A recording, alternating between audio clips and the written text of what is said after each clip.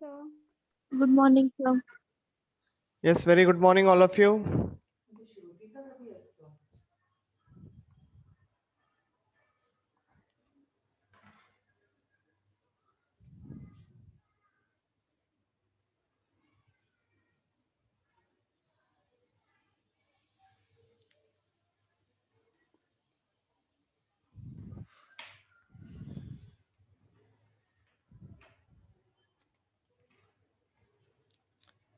Just check it out, all of you. The screen is visible to you.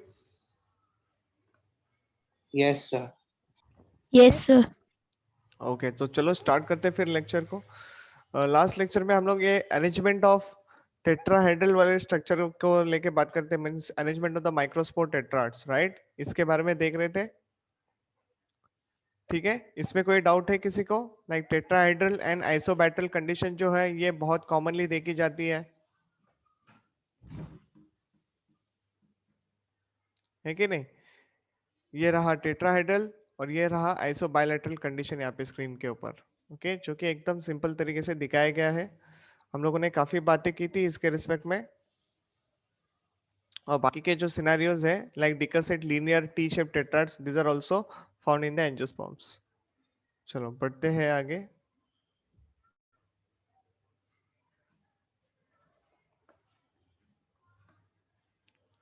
तो ये रहा आपका आज का लेक्चर। यहाँ से नोट से हम लोगों ने स्टार्ट कर दिया आज का लेक्चर, ठीक है? तो यहाँ पे क्या बोल रहा है नोट में कि एरिस्टोलॉकिया एलिगेंस एक प्लांट है। ओके, एरिस्टोलॉकिया एलिगेंस, इसके खुद के पास 5 टाइप के टेट्राड्स रहते हैं। कितने टाइप के? 5 टाइप के टेट्राड्स देखे गए हैं। Next, mostly all the 4 nuclei in the tetrads remain functional to form the 4 micro. आपको ध्यान में रखना है चारों के चारों न्यूक्लियस जो है टेट्राड के वो फंक्शनल रहते हैं और 4 माइक्रोस्पोर्स बनाते हैं, लाइक 4 हैप्लॉइड स्पोर्स, ओके, जिनको पोलन ग्रेन्स हम लोग कहते हैं। फिर आपके सामने एक और सिनेरियो है साइपरेसी फैमिली को लेके। Okay, साइपरेसी family only one functions and therefore only one microspore instead of the 4 is formed by the meiosis. What did you understand? साइपरेसी family के जो मेंबर्स हैं इनके पास एक ही फंक्शनल माइक्रोस्पोर बनता है। Okay, so only one microspore instead of the 4 is formed by the meiosis. What did you understand?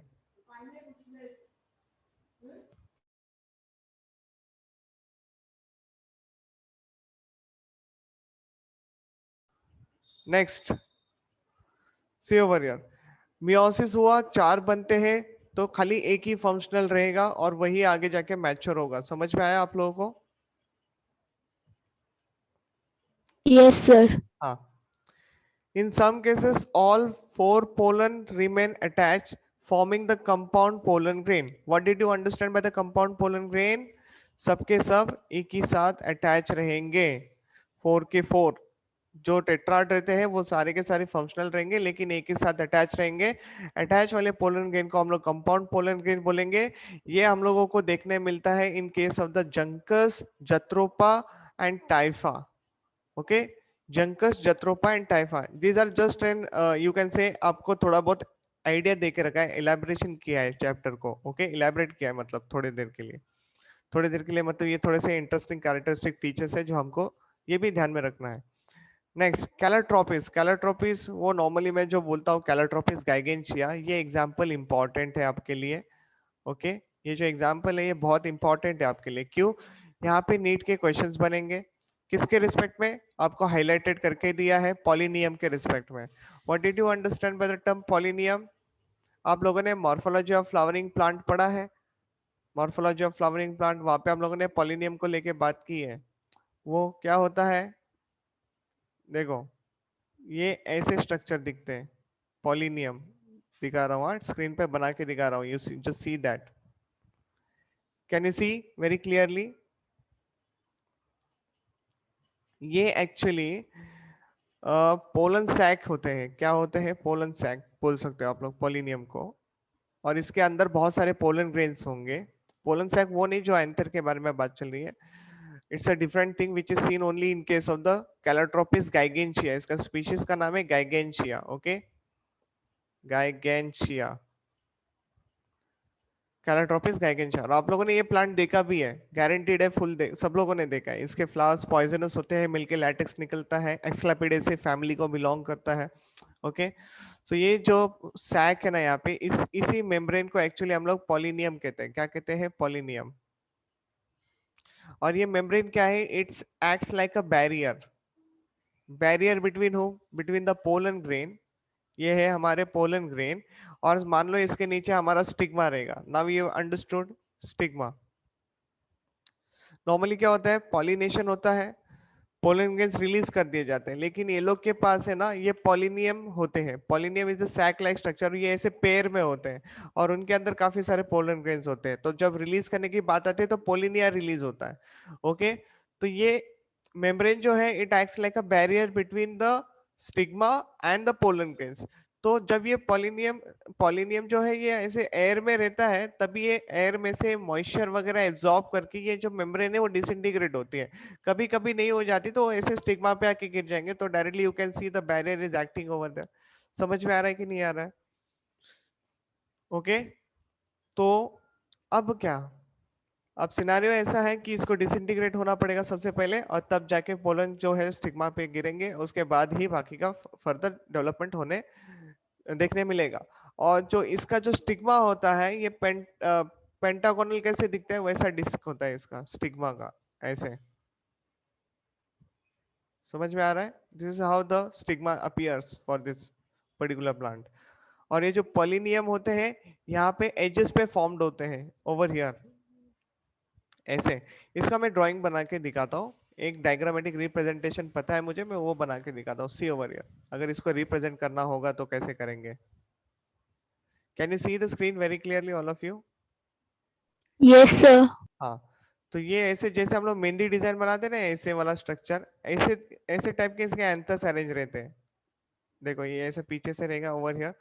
Okay, फिर यहाँ पे अगर हम बनाएंगे तो समवॉट ऐसे कुछ इसी तरीके से अरेंजमेंट आपको देखने मिलेगा। अंडरस्टूड? तो ये आपका कंप्लीटली जो सेंटर पार्ट होता है, ये पूरा यहाँ से स्टिग्मा स्टाइल, ये ऊपर स्टिग्मा है। ओके, स्टिग्मा, ये हमारे एंथर्स बना के देंगे, और इसी एजेस के ऊपर, इसी एजेस के ऊपर एक्चुअली वो पॉलिनिया रहते हैं, पॉलिनियम। ओके, यहाँ पे तो ये डायरेक्टली हमको उसमें से निकालना पड़ता है। रिलीज करने की बात तो डिफरेंट होती है। हम लोग जब इसको प्रैक्टिकल करते हैं तो हमको है ना फोर्सेप चाहिए होता है, ऐसा पिन चाहिए होता है, पता है ना, एक फोर्सेप आता है ऐसा, right? Yes, sir. Black dot है ना, आप लोगों को फॉर एग्जांपल मैं यहाँ पे कलर से दिखाता हूँ। यहाँ पे ना ऐसे एजेस पे आपको डॉट्स देखने मिलेंगे, dots, very small tiny dots appear करेंगे, जूम करके देखोगे तभी दिखता है। फोर्सेप से उसको पुल आउट करोगे ना, you just have to pull out the things, you will get to see the diagram which I had currently made on the हमारे नॉर्मल प्रेजेंटेशन पे बनाया। तो ये ऐसा ड्राइंग देखने मिलेगा, और उसके अंदर आपको ये सारी चीजें देखने मिलती है, पोलन ग्रेन्स। ओके, तो ये एक्चुअली आपको 12th स्टैंडर्ड के प्रैक्टिकल में करवाते कि नहीं करवाते मुझे नहीं मालूम, हम लोग ने भी नहीं किया था। नॉर्मली इसको ग्रेजुएशन में ही कराते, जो भी बॉटनी लेके आगे पढ़ाई करता है वो लोग को। मैंने अपने स्टूडेंट्स को दिखाया था क्लास 12th में, लाइक जब मैं महाराष्ट्र में टीचिंग कर रहा था, तभी मैंने ये फ्लावर उनके लाइक कैंपस के बाहर ही ग्रो कर रहा था। तो मैंने फ्लावर में से निकाल के उन लोग को दिखाया था कि this is how does it look. लेकिन जब हम नेकेड आई से देखते हैं तो वो बहुत छोटा दिखता है, लाइक अगर इतना बड़ा फिंगर है तो वो पॉलिनिया इतना सा दिख रहा होगा। That is what the difference over here. समझ में आ रहा है? इतना छोटा दिखता है, और डायग्राम देखो कितना बड़ा बनाया है। वो सारी चीजें हम लोग जब माइक्रोस्कोप में जूम करते हैं तभी ये सारी चीजें इतनी अच्छी से दिखती है। समझ में आ गया आप लोगों को? Pollinium gigantea, one of the very Yes, sir. Important scenario, very important, क्योंकि पॉलिनियम अगर क्वेश्चन में वर्ड यूज करेंगे तो वो लोग एग्जाम्पल पूछेंगे, और एग्जाम्पल आपको याद रखना है कैलाट्रोपिस। ओके, कैलाट्रोपिस, और स्पीशीज का नाम गाइगेंशिया याद रख सकते हो। और इसकी फैमिली को लेके अगर क्वेश्चन आया तो फैमिली रहेगी एक्सक्लापिडेसी। लेकिन फैमिली को लेके क्वेश्चन नहीं बनेगा, वो भी मैं आपको एक दिमाग में डाल के रखता हूँ। ओके, क्योंकि एक्सक्लापिडेसी फैमिली आप नहीं पढ़ते, आपके सिलेबस में नहीं है। ओके, खाली उसके मेंबर्स के नाम आपको पता है। ओके, जो कि एक कैलोट्रोपिस है आपके स्क्रीन पे। चलो अभी बहुत बातें हो गई इसके रिस्पेक्ट में, बढ़ता हूँ नेक्स्ट स्लाइड पे। See over here, two pollinia of the adjacent anthers attached to produce a translator। तो ये complete structure, जो दो पॉलिनिया आपको दिख रहे हैं ना, this is one and this is another one, second one, तो ये दोनों आपस में जुड़े हुए इस रीजन से, इसको ट्रांसलेटर कहते हैं। ओके, आप मॉड्यूल देखोगे, मॉड्यूल आपके पास होगा तो मॉड्यूल में देखोगे तो आपको मॉड्यूल में मिल जाएगा, इसका डायग्राम दिया हुआ है। Okay, polyspory is occurrence of more than 4 spores in a tetrad। Okay, so polyspory यानी बहुत सारे स्पोर्स। ओके, 3 से ज्यादा को नॉर्मली पॉलीस्पोरी कहते हैं, 4 को टेट्राड कहते हैं, फिर भी उनसे ज्यादा रहेंगे तो पॉलीस्पोरी। एज मेनी 11 माइक्रोस्पोर्स, देखा एग्जांपल भी दे के रखा है, 11 माइक्रोस्पोर। एग्जांपल है उसका कस्क्यूटा। What is Cuscuta? नाम सुना है आप लोगों ने कस्क्यूटा? Yes, sir. इसके रिस्पेक्ट में नाम सुना है, क्या है ये कस्क्यूटा? एपीफाइट है, पैरासिटिक है, क्या है ये? Parasitic. Yes, it is a parasitic. Epiphytic होता तो ऑर्किड एग्जांपल देता मैं आपको, क्या देता? ऑर्किड। ठीक है, orchids are,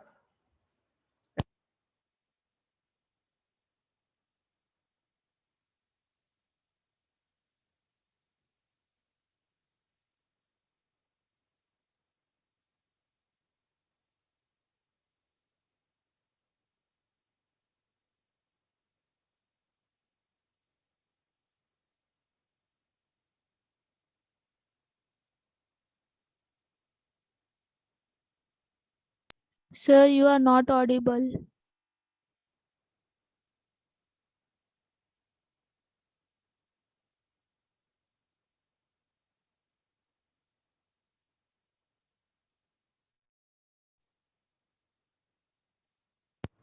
can you hear me all of you? आवाज आ रही है सभी को?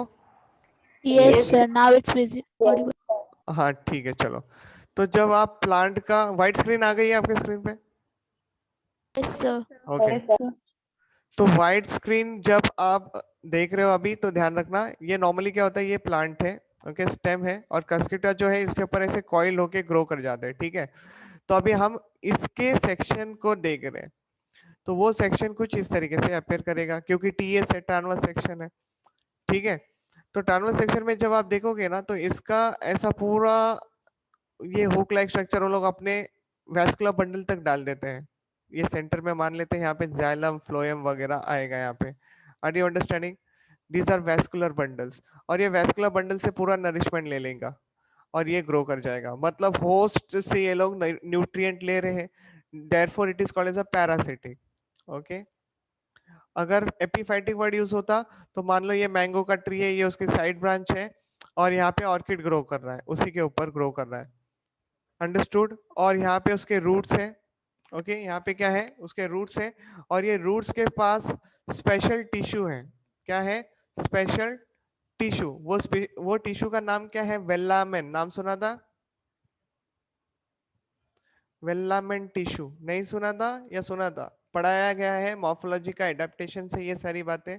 ओके, हम लोगों ने पढ़ा है, एक बार पढ़ लेना, फिर से रिवाइज कर लेना, क्योंकि वेलामेंट टिश्यू के ऊपर क्वेश्चंस आते हैं नीट में। ओके, आप लोग लाइक 2016 से ही, लाइक 2016 या 2013 के क्वेश्चंस देखोगे ना, यू विल गेट टू सी, ये पहले ही क्वेश्चन पूछा गया था। ओके, वेलामेंट टिश्यू का काम क्या है? एटमॉस्फेयर से मॉइस्चर एब्जॉर्ब करना। ओके, क्या एब्जॉर्ब करना? मॉइस्चर एब्जॉर्ब करने के लिए उनके पास स्पेशल एडेप्टेशंस होते हैं रूट्स के पास। और रूट्स कैसे होते हैं? हैंगिंग रूट्स होते हैं, ऐसे रैंडमली ग्रो कर रहे हैं। देखो, समझ में आ गया कि नहीं आ गया? Yes sir. Yes, sir. Orchid का एग्जांपल वेंडा ले सकते हो, बहुत सारे हैं, फिलहाल के लिए एक एग्जांपल देके रखा है। नॉर्मली ऑर्किड के ऊपर ही, ऑर्किड टर्म को लेके ही क्वेश्चन बनते हैं। चलो पढ़ते हैं आगे।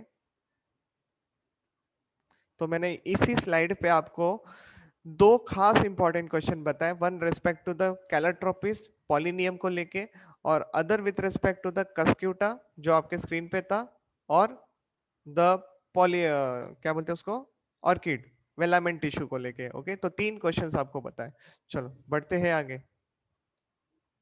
डेइसेंस ऑफ एंथर। ओके, अब एंथर मैच्योर हो चुका है, पोलन ग्रेन्स बन चुके हैं, उसका रप्चर होने का टाइम आ चुका है। ओके, तो देखो क्या हो रहा है यहाँ पे, द मैच्योर एंथर ड्राइज अप। देखो जब किसी चीज में मॉइस्चर रहता है वो थोड़ा सा सोलन रहता है, बात समझ में आ रही है ना, सोलन रहता है। और जैसे जैसे उसके अंदर का पानी जब सूखने लगता है तो वो अकड़ने लगते हैं, आर यू अंडरस्टैंडिंग? और तभी जाके अंदर के Yes. प्रेशर के कारण वो फूट जाते हैं, और फूटने से वो सारे पोलन ग्रेन्स रिलीज होते हैं। तो same thing logic apply over here, mature anther ड्राइज up, sterile strip present between the two pole and the sac of each anther lobe disintegrate, forms a single cavity. What did you understand by that sterile strips and all? Anther को जो lobes में convert कर रहे थे ना, जो अंदर तक एंथर के जो पार्ट्स जा रहे थे, वो सारी चीजें अब डिसइंटीग्रेट हो रही है। और देखा जाओगे तो पूरा एंथर एक अभी एक लोब में ही कन्वर्ट हो चुका है, ठीक है, मतलब एक ही लोब दिख रहा है completely. Now therefore the mature anther has only two cavities now. कैसे टू कैविटीज? और the theca with one theca each anther lobe. जैसे कि अगर ये है पोलन सैक्स ओवर हियर, तो इनके बीच का सिनारियो है ना, ये पूरा डिसइंटीग्रेट हो चुका है और ये सब अभी एक ही लोब लोब में दिख रहे हैं। अंडरस्टूड? एक एक में। That is what I mean over here. Mature anther is dries up, called dithecous. Dithecous इसलिए बोला क्योंकि दो ही लोब दिख रहे हैं अभी अंदर से। Okay, causes with the loss of water, already बोल चुका हूं। Differentially thicken dead cells of endothecium contract, अकड़ जाने लगते हैं, और from their outer thin wall. Okay, बाहर से अकड़ना चालू करते हैं जिसकी वजह से अंदर की तरफ प्रेशर बढ़ने लगता है, पता है ना, और उसके वजह से वो फूट जाते हैं। Okay, later becomes concave, it brings the outer radial walls nearer. As a result, the endothelium shortens and ruptures the antherlobe wall in the region of the stomium. तो स्टोमियम के पास ये देखने मिलता है। स्टोमियम कहाँ होता है? यहाँ पे साइड में होता है। ओके, यहाँ पे साइड में स्टोमियम देखने मिलेगा। नाउ सी द फिगर, कुछ रखा है आपके स्क्रीन पे, समझ में आ रहा है कि नहीं आ रहा है? सी दिस, है ना, ये पूरा डाइथेकस एंथर में कन्वर्ट हो चुका है और यहाँ से साइड से रप्चर हुआ है और पोलन ग्रेन्स जो है वो रिलीज हो रहे हैं। Any doubts over in understanding this part? Dehiscence of anther clear है? Okay, Yes, sir. हाँ। स्टोमियम रीजन इंपॉर्टेंट था उसी पर्टिकुलर स्लाइड पे, बाकी आप आराम से डील कर लोगे। नाउ क्या बोल रहा है? हाँ, लाइन ऑफ डेइसेंस को लेके क्वेश्चंस आते हैं, मतलब किस तरीके से डेइसेंट होते हैं, तो इनके एग्जाम्पल बेस्ड क्वेश्चन भी है। तो देखो, लॉन्गिट्यूडनल होगा तो मस्टर्ड एग्जाम्पल रखना। Okay, they are exposed spores are picked up by the various agencies for the pollination, तो पॉलिनेशन होगा। Local degradation of the walls occur in other types of the dehiscence like walls in Barbary. Dehiscent होना मतलब क्या हो रहा है? Local degradation, walls के degradation randomly हो जाना। Okay, like walls in Barbary तो एक example है, pores in Solanum and irregular rupturing of najas। यहाँ पे सबसे ज्यादा important आपके लिए point है the first line, okay, जो कि नीट पॉइंट ऑफ व्यू से important है। Longitudinal dehiscence seen in case of the example mustard, mustard plant याद रखना। ओके, नेक्स्ट देखो। अच्छा, एक ही उतना ही पॉइंट बचा था वहां पे। अभी हमारा जो पॉइंट है वो चल रहा है स्ट्रक्चर ऑफ पोलन ग्रेन को लेके, ये ऑलरेडी मैं डिस्कस कर चुका हूँ। ओके, यहाँ पे क्या याद रखना है? तो कुछ नंबर्स के रिस्पेक्ट में आपको क्वेश्चंस आएंगे। क्या आएंगे? With respect to the numbers. Okay, या फिर बोल सकते हो कि न्यूट्रिएंट वैल्यू को लेके क्वेश्चन बन सकते हैं। जैसे कि देखो, कॉमनली जो देखे जाते हैं वो ग्लोबुलर ही होते हैं, या फिर कभी कभी ऐसे लंबे देखने मिलेंगे। ओके, किसी किसी का ऐसा ऐसा शेप भी होता है, पिरामिडल काइंड ऑफ स्ट्रक्चर, और नॉर्मली जो देखे जाते हैं कॉमनली वो ग्लोबुलर काइंड ऑफ होते हैं। ठीक है, तो तीन तरीके के स्ट्रक्चर तो आपके स्क्रीन पे है। मैं बोल रहा हूँ अगर आपको पोलन ग्रेन की स्टडी करनी है ना, तो क्या करना पड़ेगा आपको? बहुत सारे फ्लावर्स को कलेक्ट करना पड़ेगा, डिफरेंट डिफरेंट फैमिली के डिफरेंट डिफरेंट फ्लावर्स को कलेक्ट करो। ओके, स्लाइड बनाओ और सीधा माइक्रोस्कोप के अंदर देख लो। थोड़ा सा अगर आप लोग सैफ्रनिन यूज करते हो तो सैफ्रनिन भी स्टेन ले लेगा, मतलब पोलन ग्रेन जो है वो स्टेन ले लेगा सैफ्रनिन का, तो थोड़े से पिंकिश कलर में अपेयर करेंगे और आप स्लाइड के अंदर देख सकते हो। It is wonderful project, I am telling you, बहुत ज्यादा सिंपल प्रोजेक्ट है। ओके, बहुत अच्छा प्रोजेक्ट है। Pollen grains are very attractive in nature, अगर आप उनको देखोगे तो ठीक से। देखो, मैंने कंपाउंड माइक्रोस्कोप बोला है क्योंकि आप लोग अगर सीखना चाहते हो तो, ओके, और अगर आप उनकी पूरी डिटेल एनालिसिस करना चाहते हैं तो आपको कंपाउंड माइक्रोस्कोप से काम नहीं होगा, आपको इलेक्ट्रॉन माइक्रोस्कोप भी लगेगा, क्योंकि फिर उसके ऊपर पोर्स प्रेजेंट होना, उनका पैटर्न किस तरीके से है, उनका कलर क्या है, साइज क्या है, ओके, ये सारी बातें। क्योंकि pollen grains again one of the characteristic feature है प्लांट्स को आइडेंटिफाई करने के लिए, पता है ना।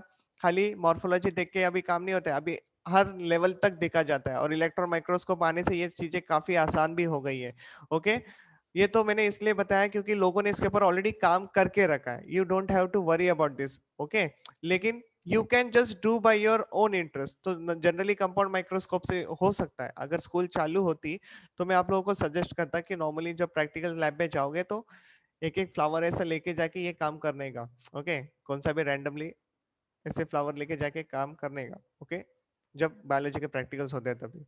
तो एक अलग से इंटरेस्ट मिलता है। एक और बात बताता हूँ पोलन ग्रेन के रिस्पेक्ट में, इनके पास है ना फैटी सब्सटेंस होते हैं। क्या होते हैं? फैटी सब्सटेंस, जैसे कि देखो नीचे दिया है अनसैचुरेटेड ऑयल्स, ओके। और तुमको पता है oils are fats are actually they are soluble in organic solvent, पता है कि नहीं पता है?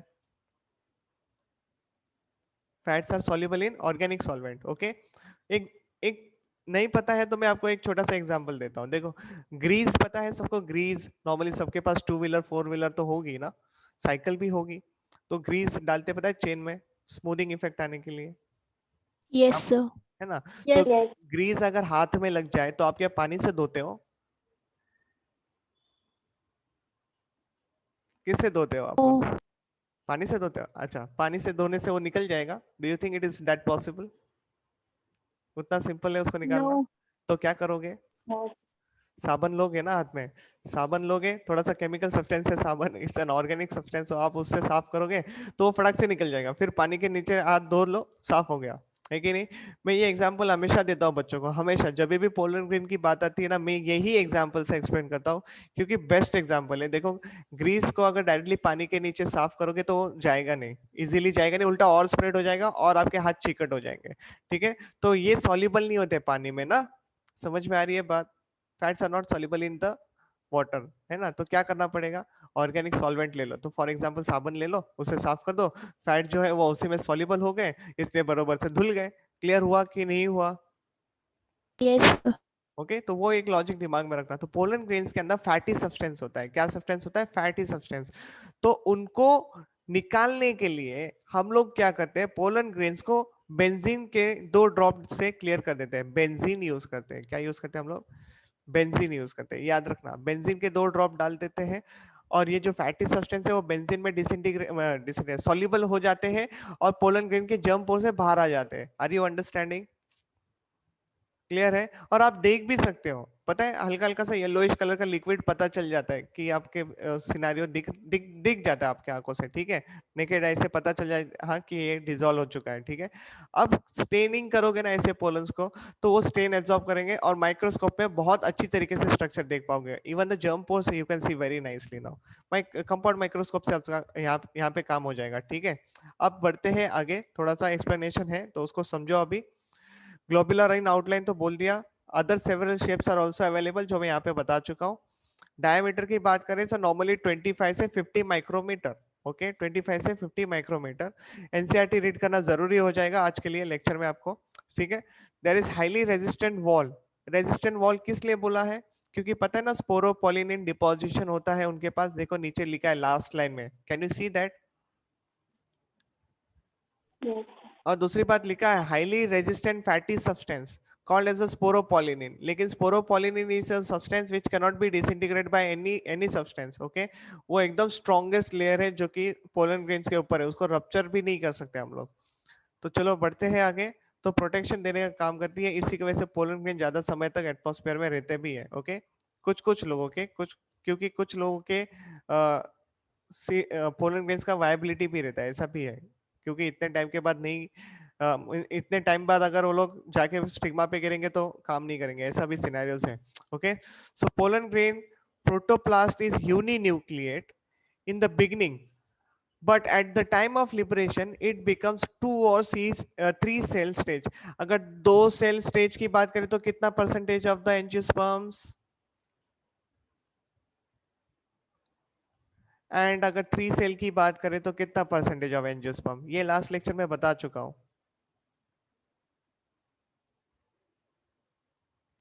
60 and 40.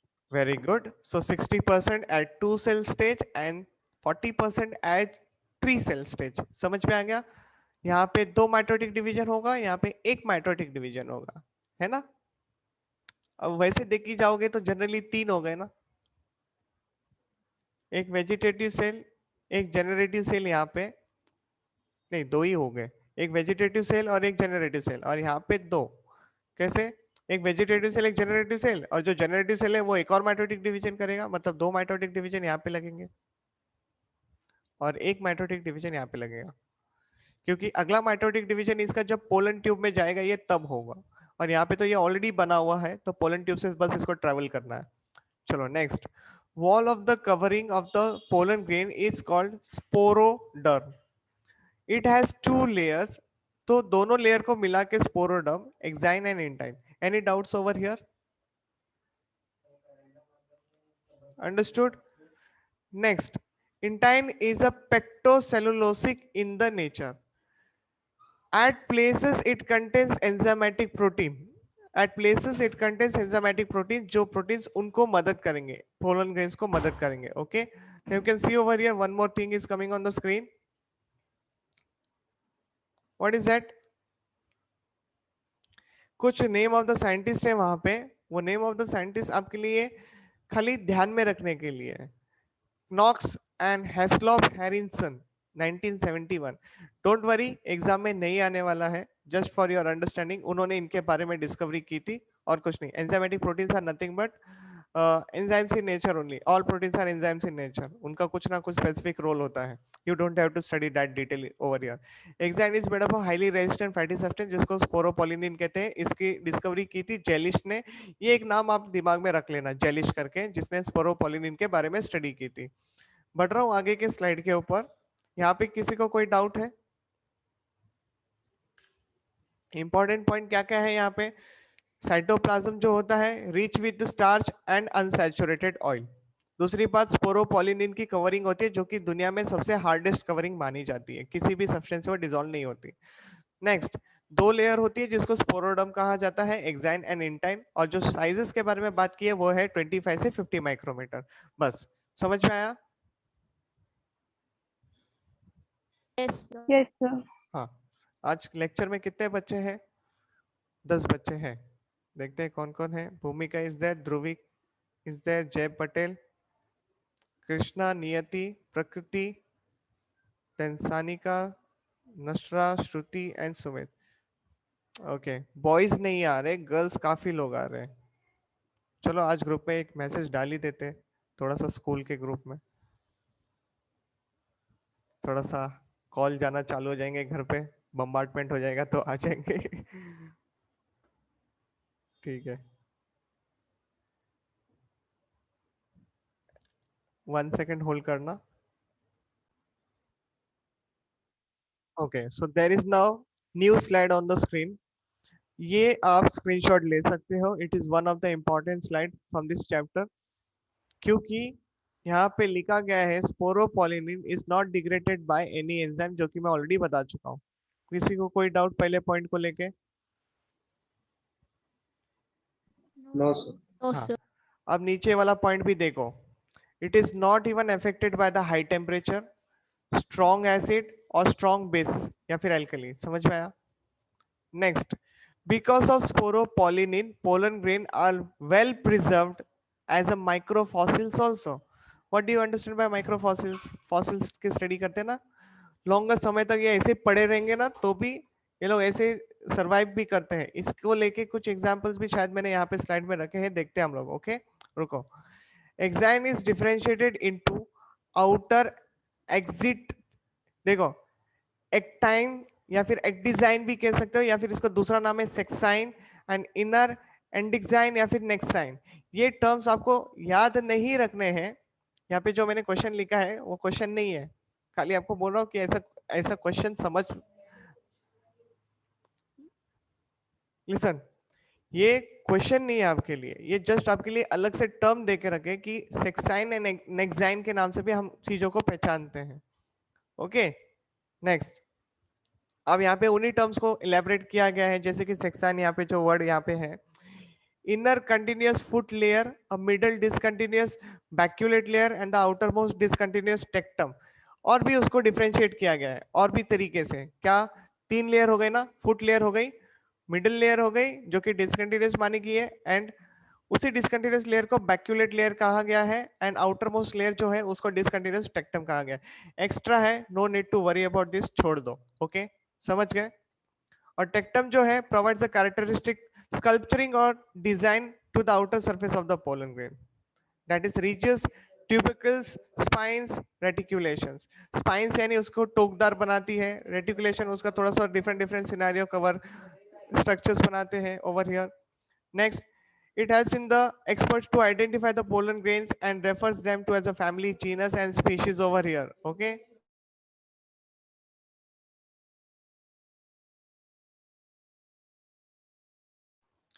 see over here, जैसे कि मैं आपको पहले ही बोल रहा था कि आप लोग पोलन ग्रेन की स्टडी कर सकते हो, बाहर के स्ट्रक्चर्स को विजिबल कर सकते हो कंपाउंड माइक्रोस्कोप में।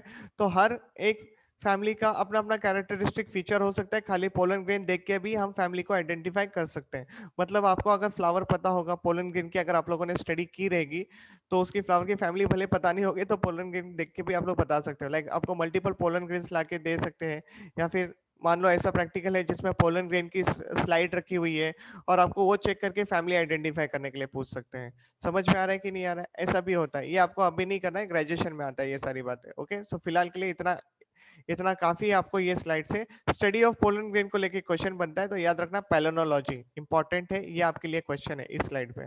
बस क्वेश्चन कहाँ कहाँ बने आपके, पहले 3 पॉइंट यहाँ पे बने, ओके, और आखिर में बना क्वेश्चन। ये 4 पॉइंट ही इंपॉर्टेंट है, बाकी कुछ इंपॉर्टेंट नहीं आपको ये स्लाइड से। ठीक है, एनी डाउट्स किसी को?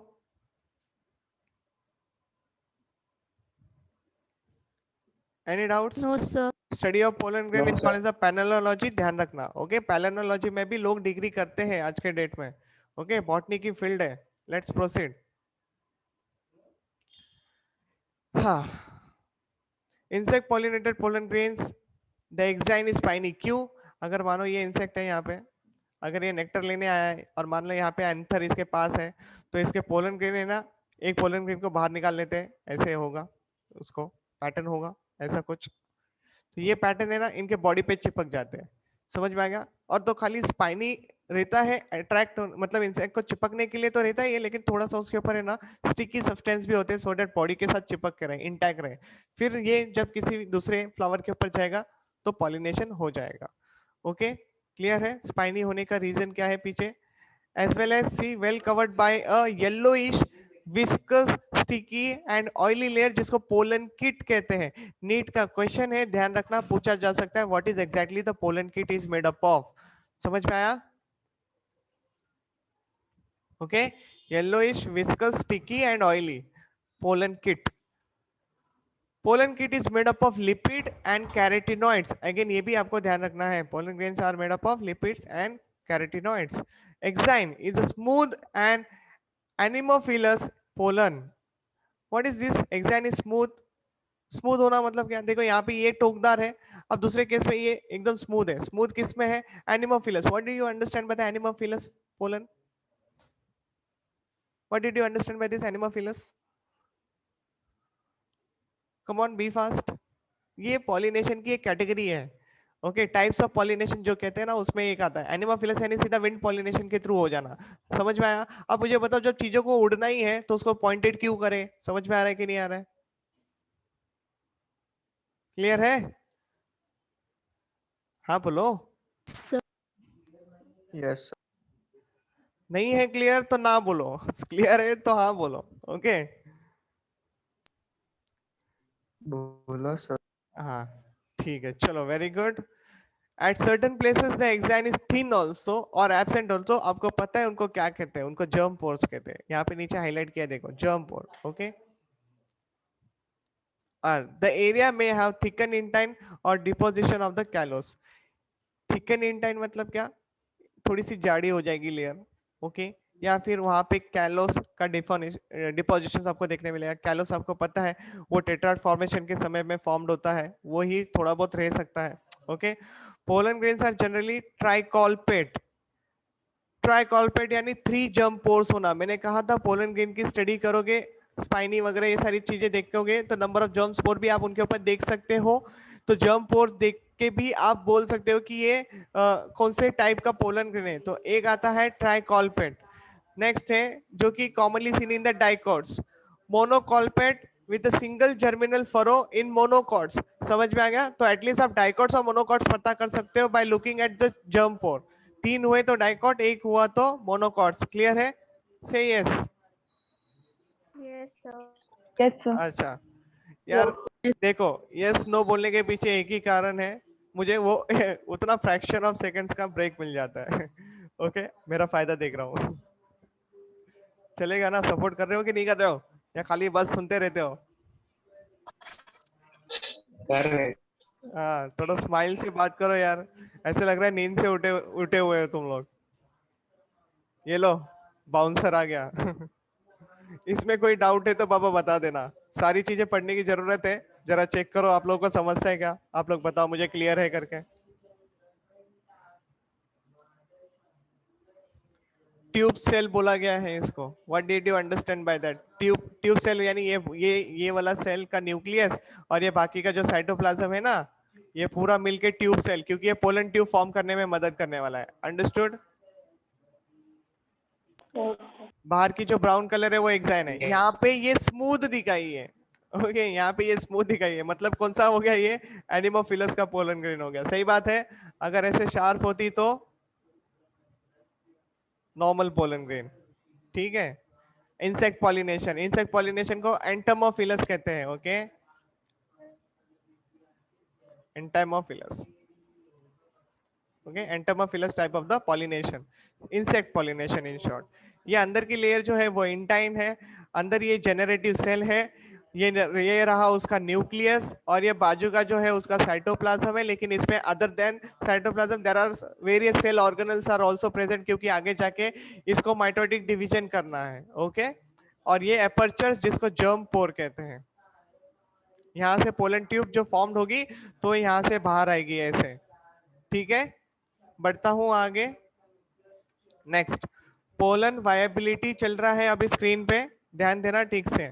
Very important slide, you can take the screenshot over here. Okay, NCERT पढ़ना जरूरी हो जाएगा। It is a period for which the pollen grain retain ability to germinate. मतलब एक पीरियड, एक टाइम पीरियड, कितने देर तक ये सर्वाइव